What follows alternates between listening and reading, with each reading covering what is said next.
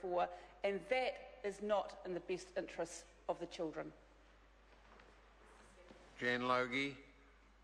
Mr. Speaker, it's with a heavy heart that I rise today to speak to this inaccurately named Child Support Amendment Bill, because I believe it's a rough day for women and children in this country, as this government seeks to pass two bills, namely this Child Support Amendment Bill and the Social Security Benefit Categories and Work Focus Amendment Bill, pass both of those pieces of legislation into law. And both of these pieces of legislation will reduce women's economic and social independence and, as a consequence, the security of children in this country. The most recent estimates are that around 1 in 2 mothers have spent some time as sole parents by the time they reach the age of 50, and that 1/3 of children have lived with a sole mother for some time by the time they're 17. And according to the Families Commission research, we know that many receiving parents, the majority of whom are women, the amount they receive is considered to be too little to meet the needs of their child. And in 2009, 90% of sole parent families had incomes below the median household income for all households, with or without children. And we know that women in our country are earning a lot less than men. Women's average weekly pay is $879 and men's average weekly pay is $1,058. That's a gender pay gap of around 17%, and we know that on an annual basis it's a much bigger gap.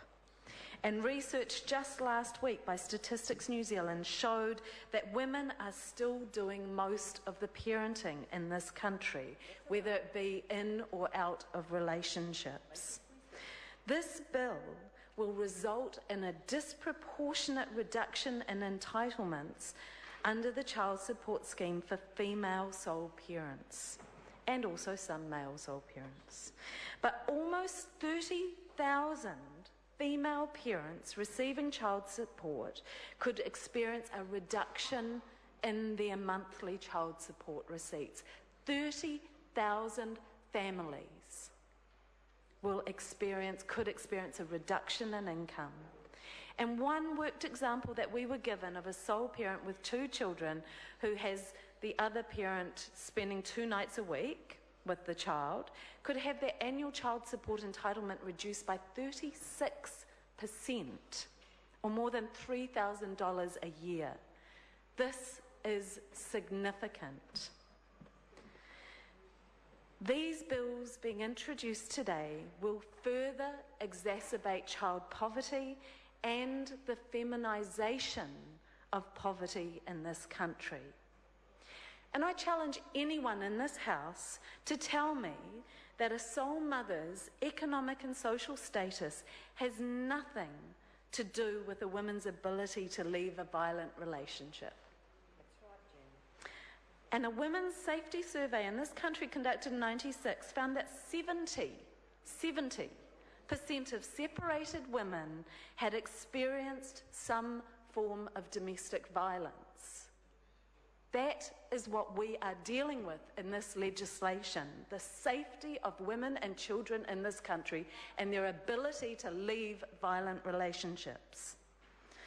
Far too many New Zealand fathers, and this is backed up by evidence, have a long history of not paying child support, paying too little and paying erratically.